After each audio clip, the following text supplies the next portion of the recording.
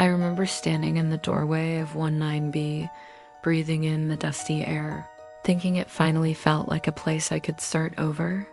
The movers carried everything inside, my clothes, my mattress, even the heavy bookshelf. I could barely lift myself.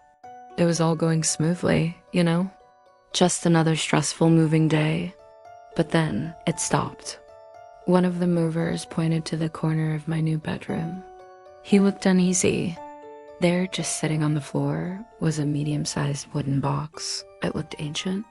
The wood was all scratched and faded, and the edges were dark and charred, like it had been through a fire. I walked over, ready to tell them to just put it in the hall, but they backed away. One of them, a big guy who had just carried my fridge like it was nothing, wouldn't even look at it. He just said, "Miss, that box was already here when we arrived." I laughed, a little nervously. "What? That's impossible. It must have been delivered early." But he shook his head, looking spooked. "No, ma'am. It was just there." I tried to brush it off, not wanting to sound crazy on my first day. But as I looked closer, I noticed the dust on the floor around the box was a perfect, undisturbed blanket. There were no footprints, no drag marks, nothing.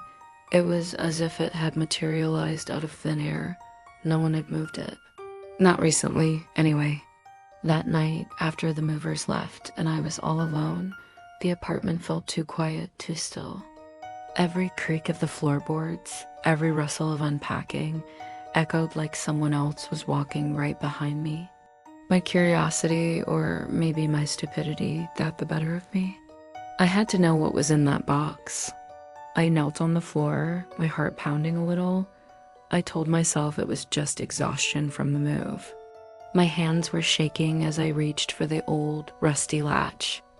The second my fingers touched the cold metal, a chill swept through the room.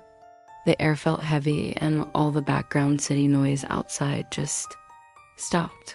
I lifted the lid slowly, the old hinges groaning in protest. My breath caught in my throat. Inside, nestled on a bed of faded red velvet, was a porcelain doll.